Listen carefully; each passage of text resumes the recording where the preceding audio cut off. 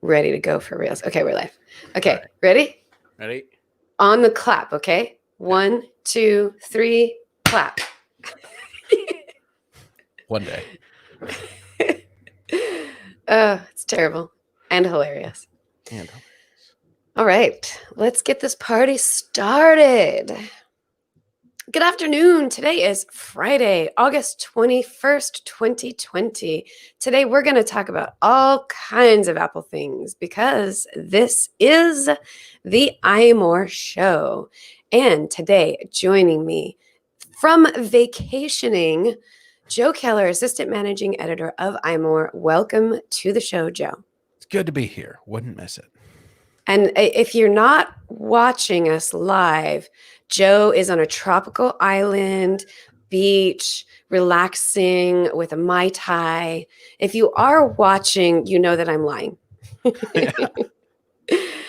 Joe, while you were out, we had some news. Oh, by the way, Georgia couldn't make it today, so it's just going to be Joe and I talking our ear off. So you'll miss the wonderful laughs and giggles of Georgia, but she'll be back with us next week.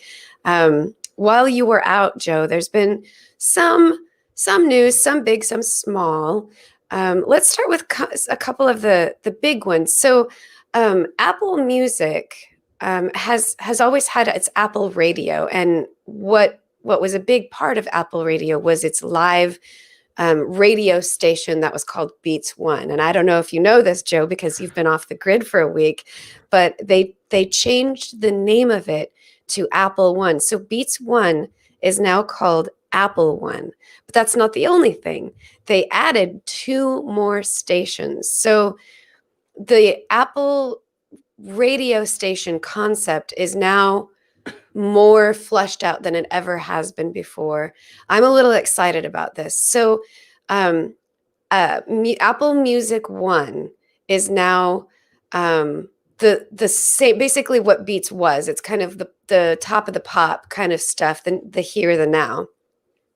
And then the second section is now called Apple Music Hits, which is top of the pops from the 80s, 90s, and 2000s. So it's kind of like retro or oldies, if you will, for the 80s, but it's still popular music, but it's set back in time. And again, it also has its own DJs who will spin music, if you will, 4 different decades.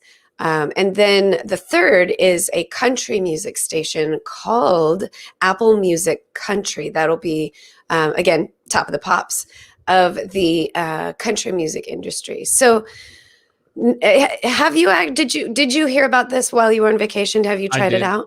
I did hear about this, and I'm not a big Beats One listener, and so I don't expect to be a big Apple One listener, but it's not surprising that Apple is bringing it more focused on its own brand rather than a subsidiary brand. And as for the new radio stations, I gotta say it's about time. Yeah. We've been hearing about additional formerly Beats radio stations Mhm. for a good few years now. I was still writing news full time back when Apple trademarked, like, I think Beats 2 through 5, and nothing ever came of that until, Right. well, I mean, here we are. Yeah, I agree. I am not a, whatever the new music is kind of person. I have no idea, who the hit makers are out there. I don't hear about Beyonce's new album dropping until 3 weeks after it did. I'm not, into the new and the now. So Beats One has never really been that interesting to me. And I'll try it. I'll pop in every once in a while and go, okay, I'm gonna listen to, one of the hours that are going on right now, and I'll listen like, this is just still not really my thing. It's just not my interest. I'm just a little more niche in that way. So knowing that Apple has added 2 new radio stations is really exciting to me. It still doesn't fit into my niche, but the hits station actually vibes with me a little bit more, especially the 80s stuff. I between 11 and 12 every day. Snoop Dogg has his own hour, and that's pretty fun and fascinating. So yeah, Nice. so there are definitely um, channels. I don't know how you word that when you're talking about different hours of a radio station. Do you Shows? know shows? Okay, so we'll call them shows. I don't know how. There's not a lot of the shows that I'm into, but there's a couple that'll pop up every once in a while Mm. that I have fun with. So I love that they started doing this, and I look forward to them doing more. I hope that we see, you know, Apple Music 3 or, Apple Music Metal or something Yeah. like that. There's no Joe, what and would there's no reason be we can't. is what? There's no reason we can't now. Exactly. It makes me wonder what took them so long to get just these two in the mix. I'm sure it had something to do with finding the influencers to take on the work. Yeah, we're 5 years in now to Apple Music, which wow. And it does feel weird that they had one radio station this entire Yeah. time. Yeah. I know. It's been a long time. What would be if you had your druthers as to what the next Apple Music radio station were to come out, what would be the niche? I would either alternative or like 70s rock. Yeah, Like yeah. Okay. Yeah. specifically 70s rock. 70s rock. Yeah. I think they call that the classic rocks. So yeah, Yeah. you I think you have a lot of fans in that regard. I'm a classic rock fan myself, but it wouldn't be my favorite first pick. But alternative music, I think Joe, we're both, though we're a decent amount of years apart. I think we both kind of come from that same generation that grew up with alternative music. Mhm. So I think, yeah, might actually be the next that might be the next radio station. If Yeah. I would say rap and hip hop, but they've already kind of brought in their not an Apple Music standard radio station with shows and everything, but they've really capitalized on um, just stations that are built Yeah. around hip hop and rap and things like that. So I don't think that will be the very next one, just because it's pretty established without shows as it is. I think alternative music is very likely to come next. And what might be pretty fun is if they actually bring up some of those old MTV VJs to be the Yeah. DJs on the show. Wouldn't that be great? Yeah, that'd be pretty good. I think a lot of us would be jumping on that bandwagon for sure. I can say though, since was it Tuesday? I think that it launched. I've been listening to Apple Music Radio more than I ever have before. I usually listen to playlists.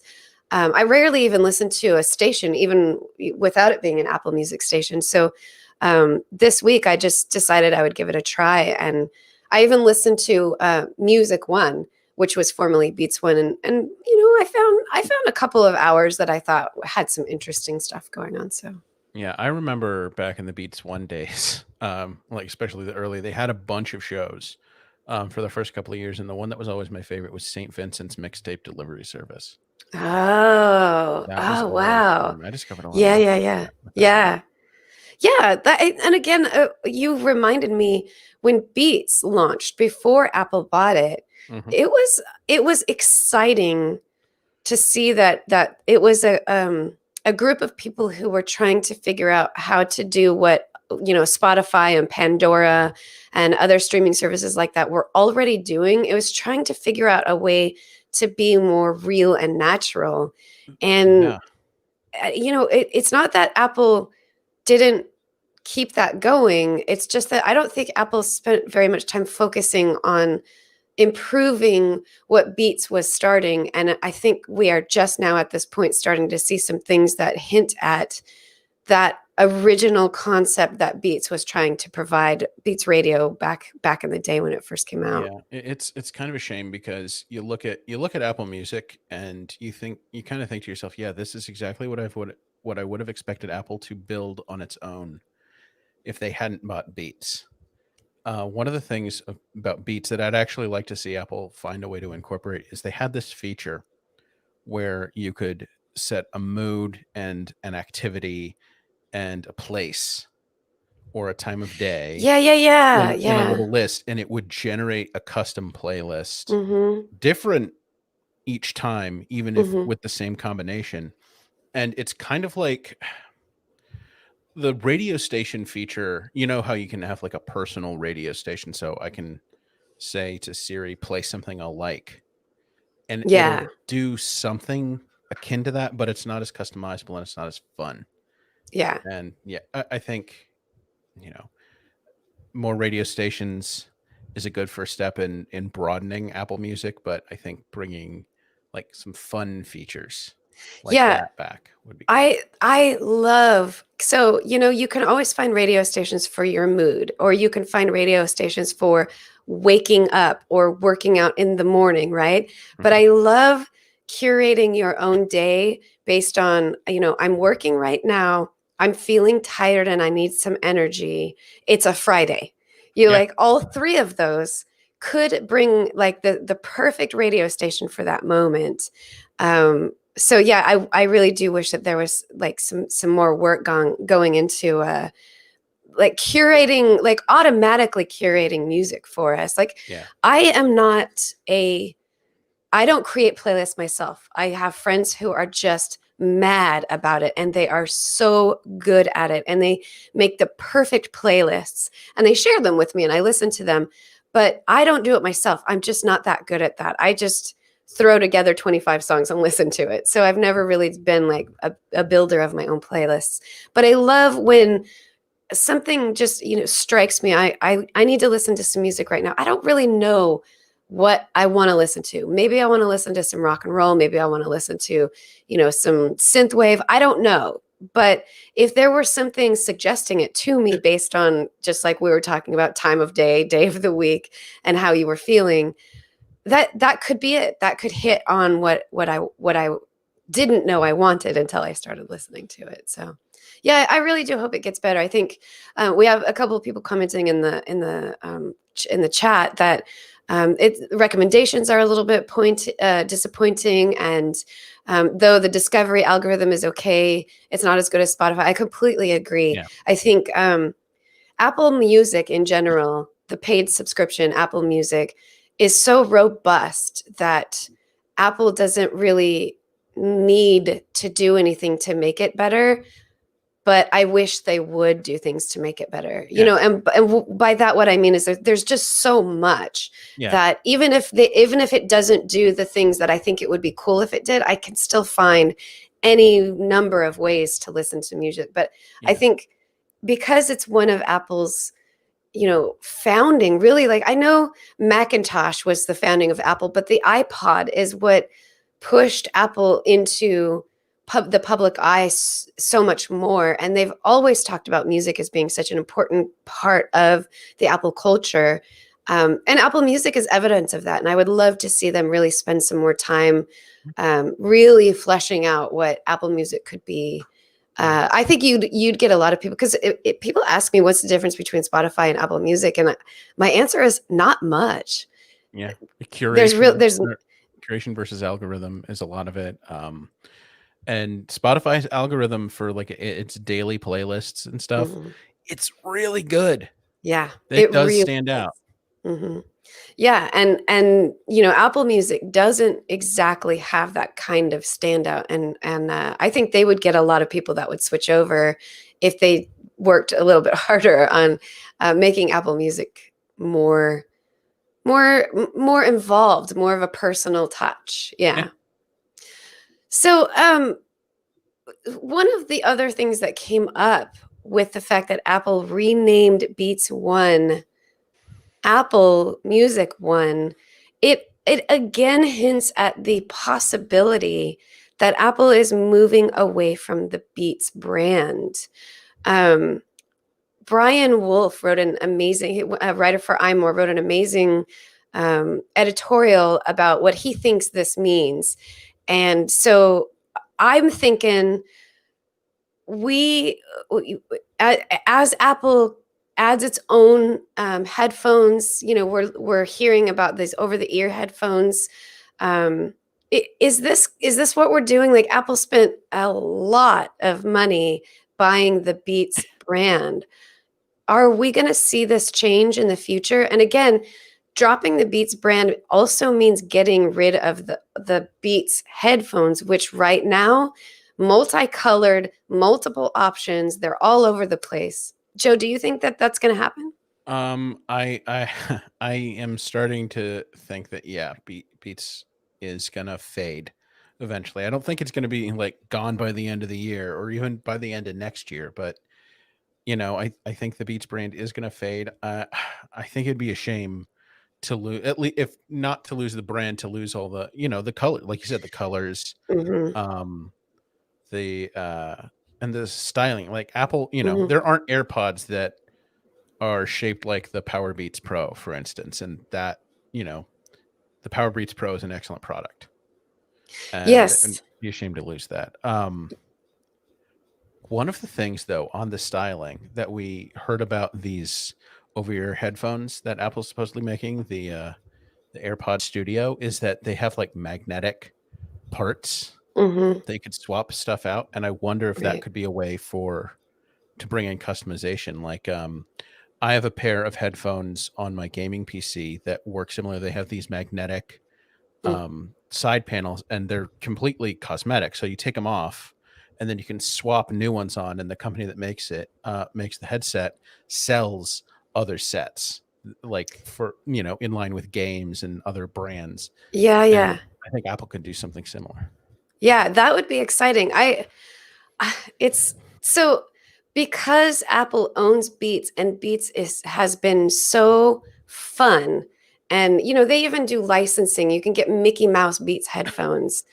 I do worry that like taking that away, I obviously they're not going to just get rid of the headphones. They just might rebrand the headphones so that they're not called Beats anymore.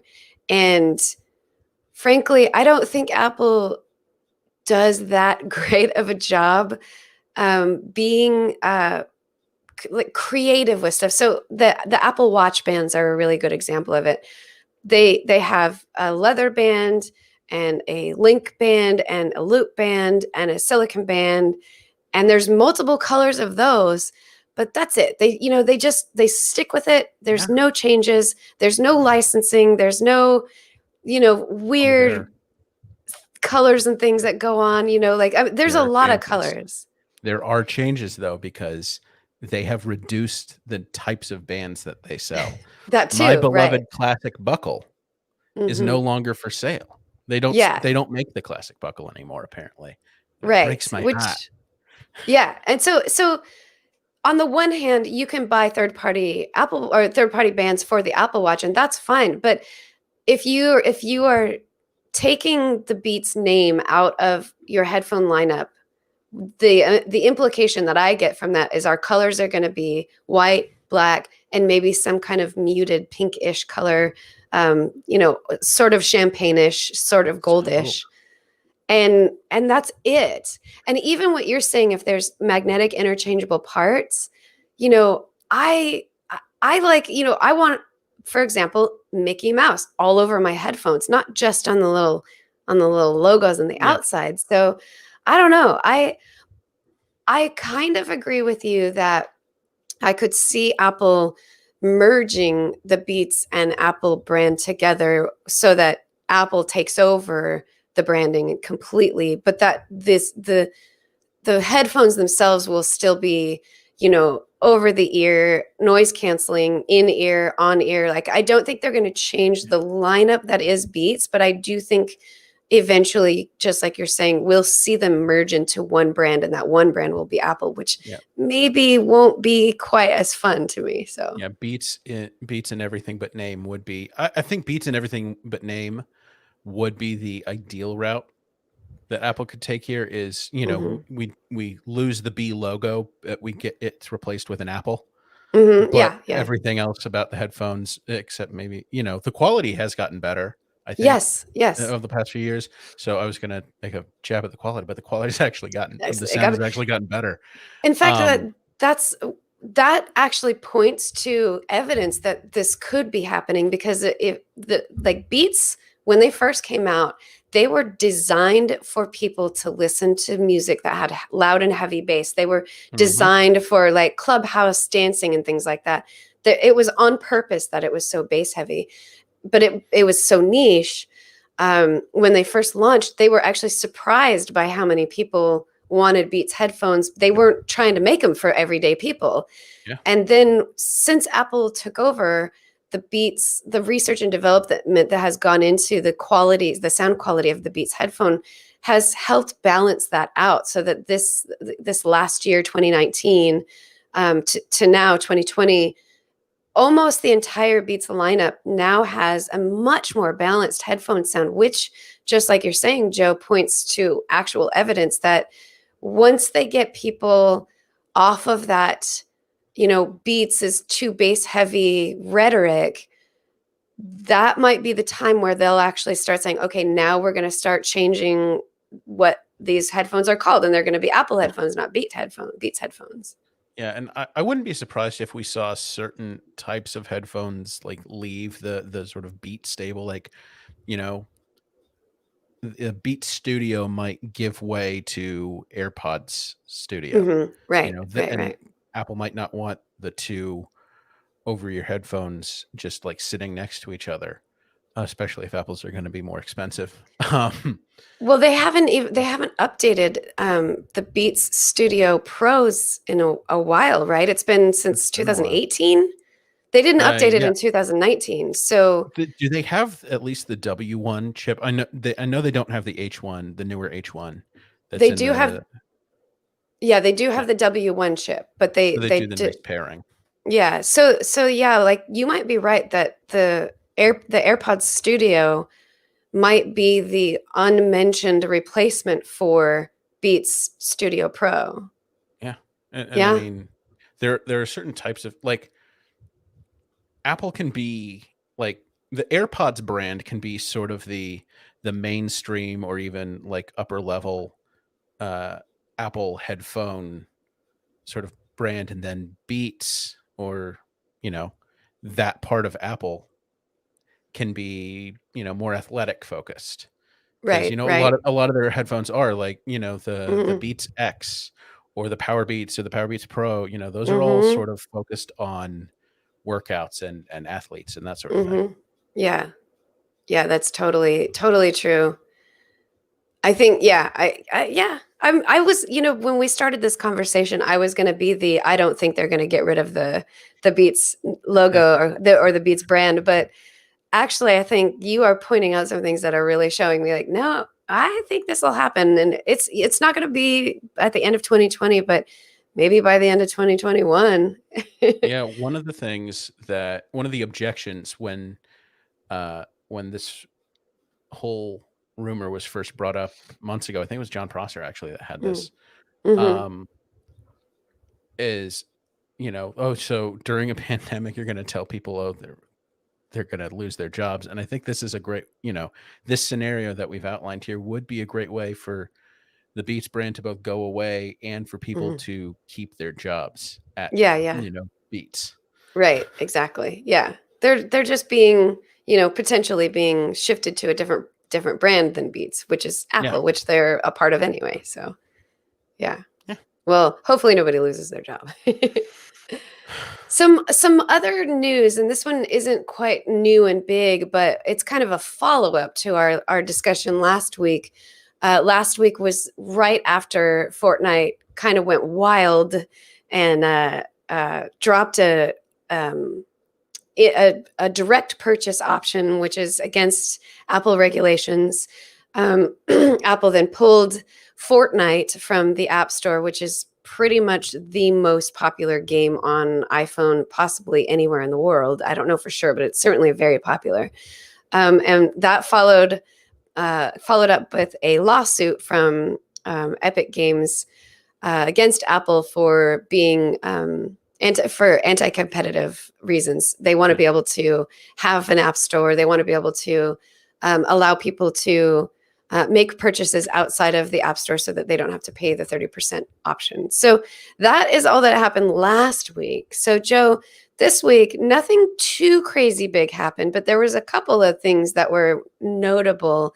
One of them being Apple has since told Fortnite that, told Epic Games that if it doesn't make changes to the game and resubmit it with the removal of the direct payment, they are going to remove Epic Games' developer certification. So they're going to pull Epic Games, which is huge. They have a lot of games.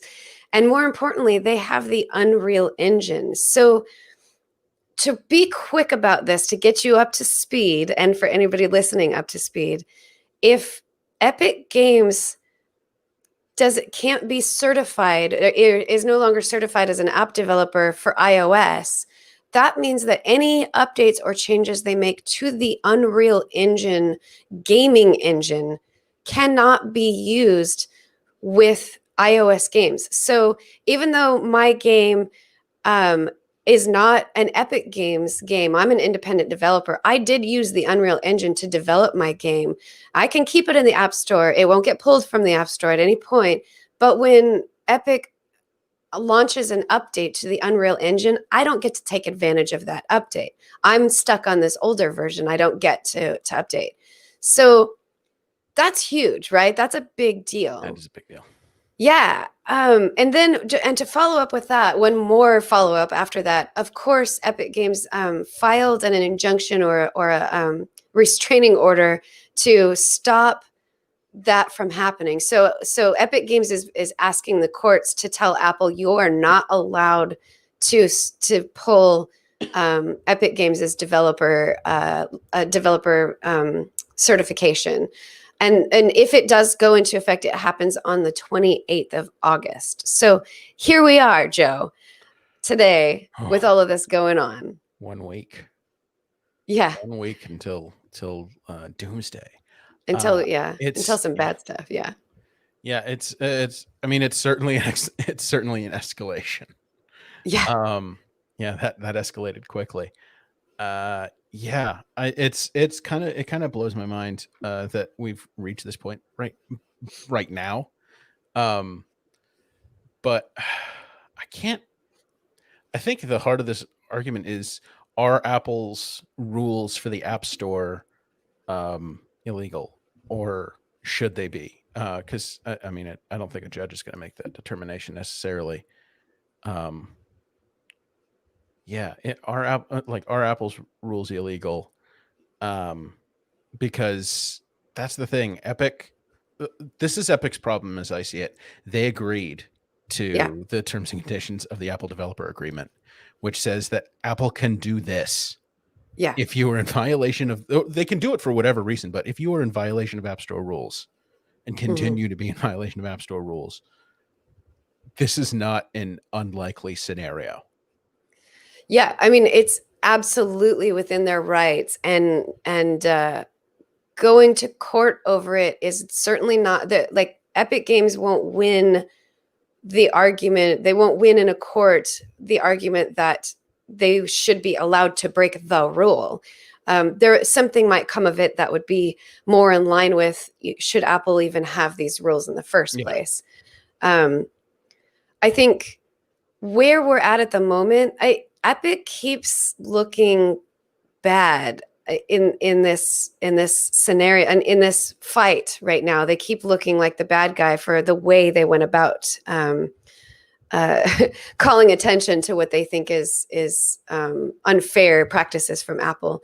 But Apple threatening to or basically saying it will be pulling its developer certification, that kind of makes Apple look bad, because we're talking about hundreds and hundreds of developers who use the Unreal Engine. Yeah. I think this is all part of, it's within Apple's regulatory rights, because of the contract that was signed. But do you think this is a good idea or a bad idea? Like, Apple is kind of like, they put some more cards on the table.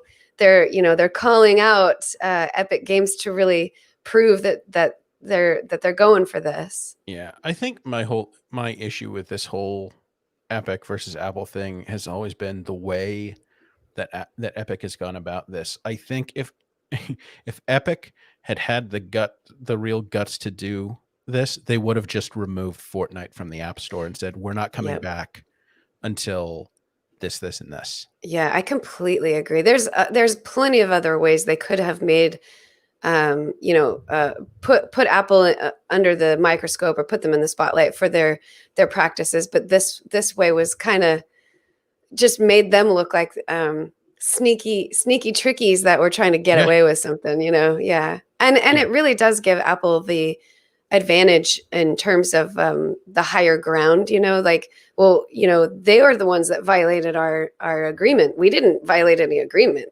yeah. So yeah. this is against the rules, so they're out. Yep. That's basically what Apple can say, and they're not technically wrong, even if we think their rules should be better. Technically, Epic is in violation of them, and Apple is within their rights right now to do everything that they're doing. Yeah, yeah. You know? Do you think do you think this battle ends on August 28th, or do you think it's gonna Oh no. keep going? Well, I mean, the battle, maybe. The war, no, no. This is if I had Apple's ear somehow, Hmm. some crazy how I had Tim Cook's ear, the thing I would say is regulate yourself now before the government regulates you Yeah. terribly later. That's very true. We're seeing the writing on the wall there, and frankly, I think Apple is back there. They see it too, and they're trying to scramble to figure out how they can make sure that they self-regulate enough to make the government happy while still maintaining the control and frankly Yeah, revenue that they get. I'm sure they're trying to figure out how to do that, and they better do it quickly because there are more and more um, companies and organizations and app developers who are coming out and saying they just disagree with the way this is working. I yeah, think there was also news organizations that were coming together on some antitrust issue. Let me see. We have an article about it. yeah. Um, They were asking. I think it was like the Wall Street Journal and the New York Times and a bunch of other publications were asking Apple to lower the cut they take because it's too much. yeah, and so this comes back to, so I think part of the problem is it's like this is a very weird analogy, and I apologize if this seems like I'm taking things lightly that shouldn't be taken lightly, but it's like when you worked at a company where your boss was a bully and a harasser, and you never said anything or did anything. You and your coworkers knew about it. You all just kind of like did your job because that's what you had to do, because like what else are you going to do? You quit that job, you leave, you go somewhere else, you find a better life. You're very happy that you got away from that. And then it comes to light that some other company, let's say, has a bully for a boss, and then your former boss releases a statement or puts something out on Twitter about how I can't believe that this other person is Yeah, like this, and yeah. we're not going to do it. And then you're like, uh, This you? uh-uh.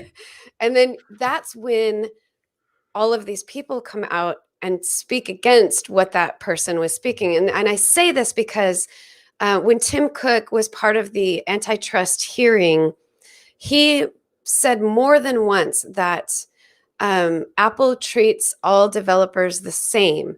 And I'm sure that if you parsed it out bit by bit by bit, they could point to the fact that they are treating app developers the same Yeah, in their own way. Like, I feel like they have to yeah, like really jump through their own hoops to try to prove that, but I bet they yeah. could. Let me put it But this way. Sorry, go on. yeah, no, go. I would just put it this way. I would not doubt that Tim Cook certainly believes that. Right. Exactly. Yeah, Exactly. And but then you see things. So in this case, it was the news organizations. a quote from the organization said, Apple and Amazon, two giant platform companies, struck a deal where Amazon Prime would be available on Apple TV and Apple products would be available on Amazon. As part of the terms of this deal, Apple would reduce its fee for consumers who subscribe to Prime Video from 30% to 15%. For existing Prime Video subscribers, Apple agreed to completely waive its normal 15% fee. The cherry on top of Amazon was that they could use other payment systems outside of Apple. So if Apple is standing on their soapbox saying we treat all developers the same, how do they justify the deal that they struck with Amazon? And for, again, I don't fully support Epic Games in this fight, but what I do support is the calling out or the calling into question how if you claim that you treat all the developers the same, what about this? And so to throw another what about, Epic Games wants to not have to pay 30% for in-app purchases. I don't Amazon doesn't pay 30% for the products that I buy to Apple. There's there's others, Lyft, uh, Instacart, the DoorDash. When I buy, food, when I buy takeout food, Apple doesn't get 30% of that cut. So why is an in-app purchase for a game package different? Well, why are those two things treated different? So on the one hand, I'm sure that Apple believes that these are different scenarios and therefore all app developers are treated the same. But from a consumer perspective, and from some of these app developers' perspectives, that's not the same. Why do some people get afforded the benefits while others don't? So yeah, and this is a good question, and I think it really gets to the heart of the matter. Is so DoorDash or Postmates or or Amazon, even Amazon. Well, I guess now Amazon media goods, but also Amazon physical purchases, like through the Mm-hmm. Amazon store, they use different payment systems. Like Right. the payment for my DoorDash order, my DoorDash pizza order, doesn't go through Apple at any point except I use Apple Pay with it. I use my Apple Card. So, Mm-hmm. Apple makes whatever money it makes there. But something like, through with Epic, the what do they call them? V-Bucks Mm-hmm. in Yeah. Fortnite. Um, that is processed through Apple's App Store payment system. So Apple wants a cut of that. And But they also won't let Epic Games use a yeah, different payment option. Yes. and this is the problem. This is the Yeah. problem that a lot of people have is there's not an alternative to the App Store payment system, and this is an issue for so many because, like, okay, you can't buy Kindle books in the Kindle app on iPhone or iPad. You can't Right. buy them directly. You and Amazon, as far as I know, still can't say buy these on Amazon on the web. Like you just kind of you have to know that already. Mm-hmm. Yeah. Yeah, that's And true. You can put them in a wish list, and even on the wish list, it doesn't say if you want to buy this, you have to go to Amazon.com on the web. yeah, and like Audible, the Amazon owned audiobook service, recently kind of got around this because they have a credit system. Like you get one credit per month for your subscription, and then you can use that credit to buy any audiobook. Mm-hmm. Mm-hmm. So you can now buy audiobooks in the Audible app if you're using a credit. Right.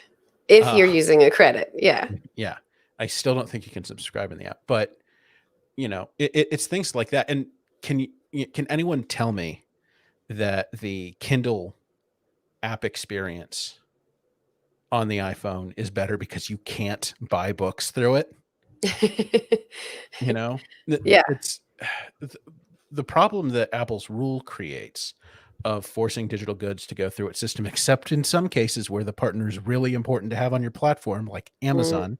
Mm-hmm. Um, you're not. That's not equal. You're not treating developers equally there. Apple Mm-hmm. is that it unfairly penalizes like low margin businesses like ebooks, and it feels like Apple's just trying to squeeze as much money as possible without doing anything to earn it.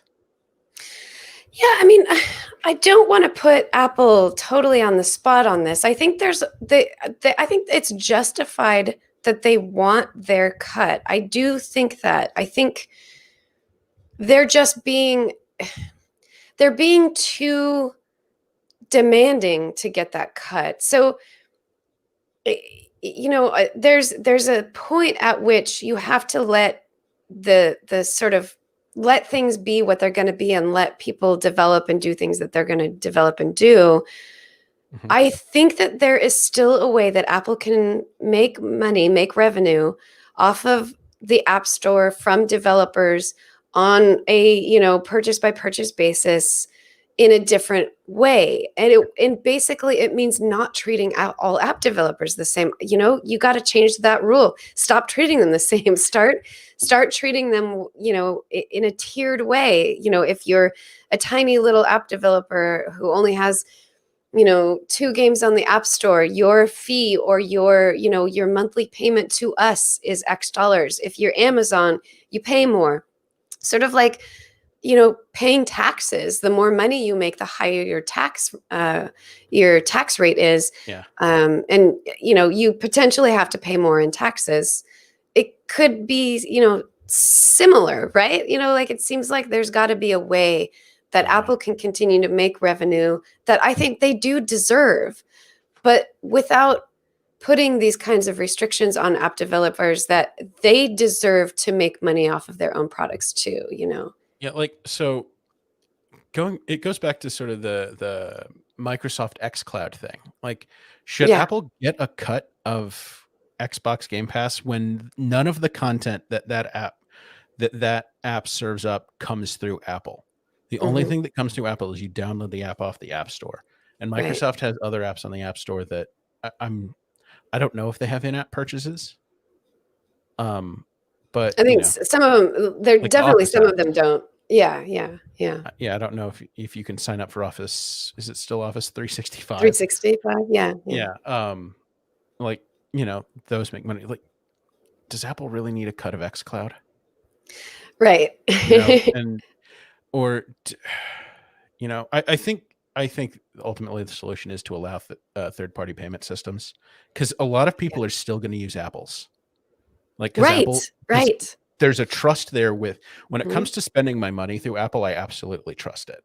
Hmm. You know, Yeah, yeah. I would say you can actually, and I don't even mean link out to the web to use the payment system. I mean, let people put payment systems in the app Hmm. alongside yours, and then have rules like, okay, you can do this, but it has to accept Apple Pay.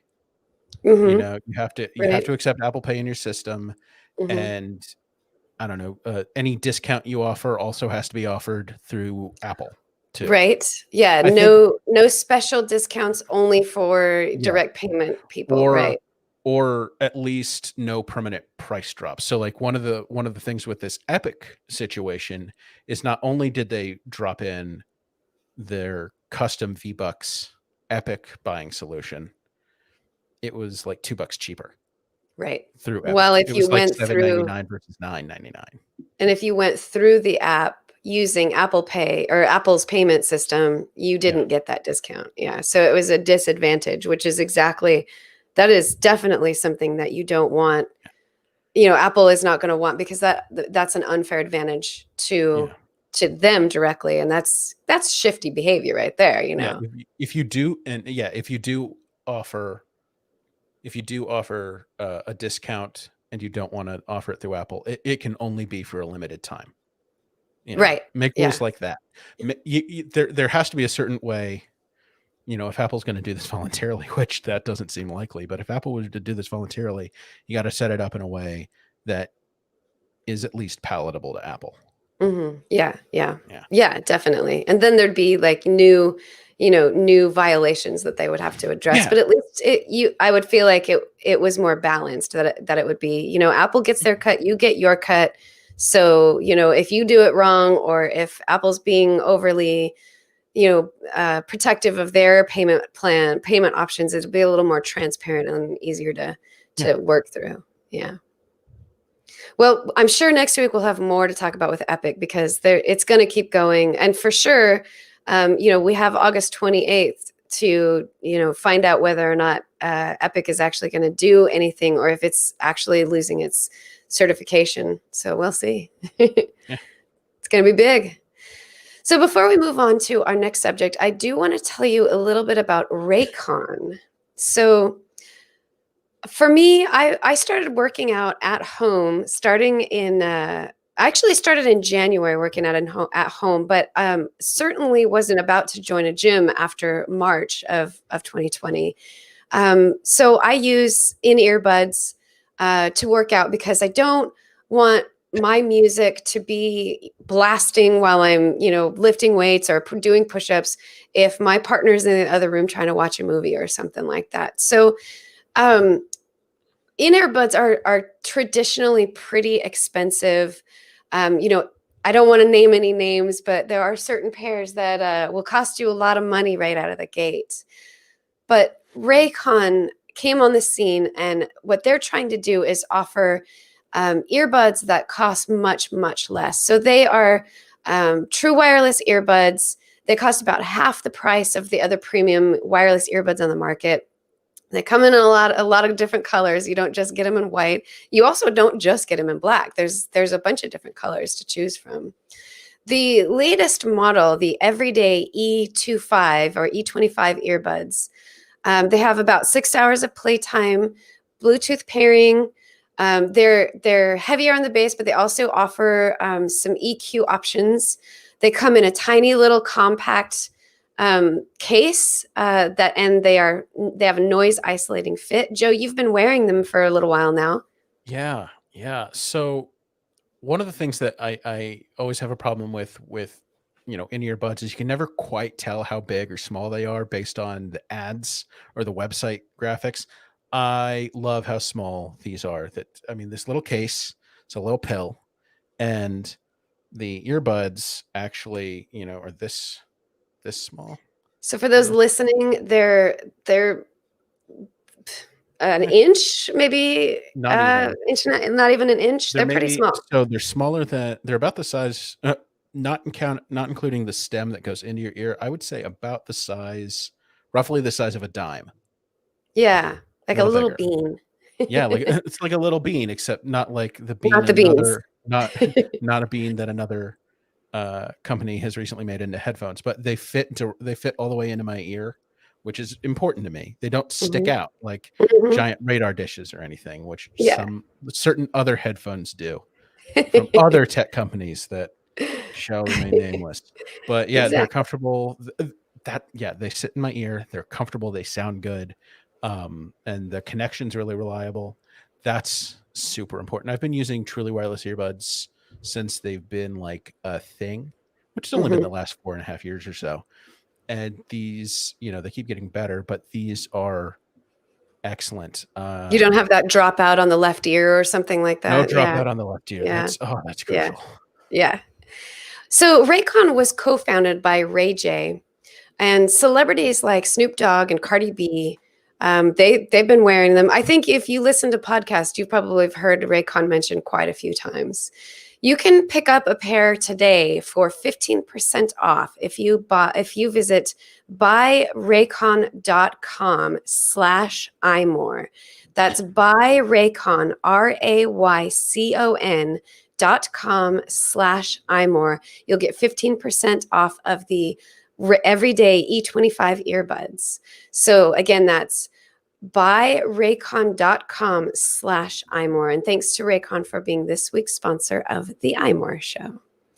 So we don't have a lot of time left, because we spent a lot of time talking about Beats One and Epic. But one big thing I wanted to mention, it was a kind of a whoopsie that came out yesterday. That's what I've been calling it. So Apple on their YouTube channel posted a test that was scheduled for September 10th at 12:15 p.m. The thumbnail on it, it was the WWDC thumbnail, but it was scheduled for September 10th at 12:15 p.m. So there's probably nothing important to mention about this, but it's fun to speculate on the possibilities. Joe, do you think that that test that accidentally got out on YouTube, on Apple's YouTube channel, means anything? Um, Nothing in particular. Honestly, I think it means they're probably testing for an upcoming event. Mhm. Because I mean, September 10th is a Thursday, and Right. they're So not what? they're Why not going to is hold that an a event big on a deal? Thursday. They're not going to hold an event on a Thursday. So what mostly what I could see them doing is testing for an event maybe the following week, Hmm. um, or an event the next month. You know, because there were rumors that about a month out from that date, Yeah. from September 10th, we're going to see the iPhone 12 event Yeah. in So early October. on one hand, Apple doesn't hold events on Thursdays. That's Joe. That's why you mentioned, it's on a Thursday. Apple won't do that, and Apple has never done that. It has held events on Tuesdays and Wednesdays in the past, but it's never done an Apple event on a Thursday. But we're talking about a completely unusual year, So on the one hand, you're probably right. It probably won't be on a Thursday, but on the other hand, I don't know. So here's the thing. One thing I did want to point out, John Prosser is saying that Apple will not be holding an event in the month of September at all, but that the iPhone event will be held in October, where it'll be closer to the launch, the ability for Apple to launch the iPhone, which they've already said that it's going to be delayed by a few weeks. Yeah. So the event wouldn't take place until October, with some of the iPhones on the lineup not even out until November. And that makes a lot of sense. Here's another John Prosser leak, though. He said that the week of September 7th, which is the week that the September 10th test date was, Apple would be releasing an Apple Watch, and was it an Apple Watch and an iPad? It Yeah, was the Apple definitely an Watch, Apple Watch. the next Apple Watch, and I'm guessing the update to the 10.2-inch iPad, or Okay, if that's being okay. changed. I don't know. Those would just drop in a press release. So if Yeah. you think about this, maybe their press release comes in the form of a tiny mini reveal on Yeah. YouTube. So not an event, Oh, but yeah. maybe a live stream, maybe just a pre-recorded, not marketing thing, but kind of like a little mini event, but only for the Apple Watch and the iPad. Yeah, I mean that I could see that happening, especially if there are any new notable features on the Apple Watch. Like some people, we've been speculating like maybe the sleep tracking features in WatchOS 7 are Hmm. enhanced on the, I guess it would be Series 6 Hmm. Apple Watch, and it might have more sensors like an actual pulse oximeter, Yes. um, and things like that. I can't see Apple letting things like that slide by, essentially ghost by in a press release. They'd at least have a video. Right. Yeah. So Yeah. I think, though I don't think the iPhone event is coming on September 10th, I think there's a good chance that Apple's going to make a bigger announcement than just a press release on paper to tell us about the new features coming in the new Apple Watch and potentially the 10.2-inch iPad, because I think there is potentially a complete redesign of that iPad, and so we might, Totally. we might see some big changes to it that they want us to know about. So, Yeah, it could also be something like the iPad Air, or like the iPad right. Air 4, or something like that. Yeah, which is also things that we were hearing might be coming. So yeah, definitely. Yeah. It's a possibility. And then one last thing to mention before we end this week, which there were still more things to talk about that we didn't get to. But Apple announced a bundle for Apple TV Plus that includes Showtime and CBS All Access. I myself have not actually signed up for this bundle yet. I plan to because there are shows on CBS All Access that I've been wanting to see and haven't had a chance. But Joe, you signed up for it. What do you think?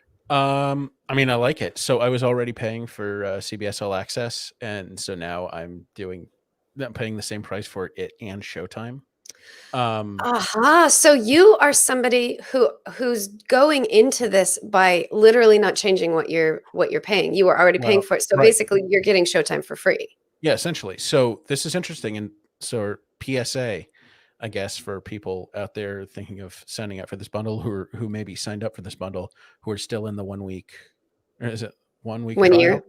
Well, Mhm. no, it's a 1 week trial for the CBS Oh, All Access Showtime yeah, bundle. yeah. Okay. And so if you're still in that period and you're already signed up for either Showtime or CBS All Access, this new bundle does not seem to subsume Mm. that existing subscription. So you are also already subscribed to All Access or Showtime, and so you'll basically be double billed if you don't cancel the standalone subscription. Right. Yeah. So that is something to be very clear on is that when you subscribe to a service like Showtime, like HBO, anything like that, if you subscribe through the TV app, that is different than subscribing directly from their website. Mhm. They are different subscriptions. You can't use your on Mac. You can't use your HBO subscription on the Mac to watch HBO within the TV app. So these No. subscriptions are actually inside the TV app. So Well, yeah. here's the other thing, though. But this is the thing to be aware of. I was subscribed to CBS All Access through Apple TV channels. So Oh, and still yeah, had so they're still okay. separate subscriptions because you can buy each separately. Mm. Um, and they're both $9.99. So it Um, doesn't automatically switch you it over doesn't convert. to It yeah, doesn't so you convert. gotta manually unsubscribe to CBS Yeah, All Access if you subscribe to CBS All Access and Showtime, no yeah. matter When what. when I this is my experience. When I right after I signed up in my subscription list in the app or in the Mhm. App Store app, it had CBS All Access plus Showtime, and then right below that it had CBS All Access as Right. separate items. So I canceled one and it didn't seem to do anything to the other. Okay. So we're good. Good, good, good. Yeah. Okay, good to know. So so for you, is it worth it? So I guess in the end, once we start paying for TV Plus, that will make the entire bundle about $15. Yeah. And Yeah. and Showtime alone from and under most circumstances is usually about $14, $15. I think it's been as low as 10 for certain streaming service subscriptions, but it usually runs about $15. So for a total of $15, you're getting three services instead of one. It's not Yeah. bad. And speaking of someone who enjoys a good chunk of especially that early programming that Apple TV Plus produced, yeah, it's totally worth it. By the way, Ted Lasso, have you watched it yet? I Everybody have not. listening, Ted Lasso is so fun. I have not once found a TV show that made me think, yeah, I would stick with TV Plus. There was a oh, I can't remember the name of it right now. It's been out for so long, but it was the M. Night Shyamalan TV show. Servant. Servant. That was one that I was on board with and thought, okay, maybe with this one. But Ted Lasso, I watched 4 episodes back to back, and there's only been 4 episodes out. It's really fun. So if anybody's listening and you already have TV Plus, check out Ted Lasso. It's heartwarming and it's funny. It's pretty good. It's a good one. I'm glad they did that. Good. Yeah. All right. So we are down to the end of the hour and we are going to say goodbye. Joe Keller, if people want to get in touch with you, talk about their favorite music channels coming up that they hope happen, where can they find you? You can find me on Twitter at jkeller87. That's JKELLER 87. And then I'm always writing on iMore. Always writing on iMore, and make sure that you tell Joe how much you love and or hate classic rock, so so that you can have a fun conversation about it. And if Georgia Dow were here, she would tell you can find her on Twitter at Georgia_Dow. You can also find her at anxiety-videos.com if you want to, just feel good. If you're feeling a little stressed, feeling a little anxiety, if you work from home and it's been driving you crazy, go to anxiety-videos.com to watch some videos and learn more about how you can manage your stress and anxiety. It's pretty great. And if you want to get in touch with me, you can find me at Appaholic on Twitter. That's APPAHOLIK. And of course, you can find me at Lori Gill at most of the other social things. And I'll obviously been writing stuff on iMore. Thanks to Jim Metzendorf for everything that you do for us, making us sound great. Thanks to everybody who watched us live right now. We always do this every Friday. Usually it happens at 1 p.m. Eastern time. I think we were on time this time, which is great. If you can't watch us live on YouTube, you can watch us later on YouTube, or you can listen to us later in iTunes or your favorite podcatcher. So thanks to everybody who listens to us. We really appreciate it. Have a great rest of your week. This has been the iMore Show. And we're done. Right, and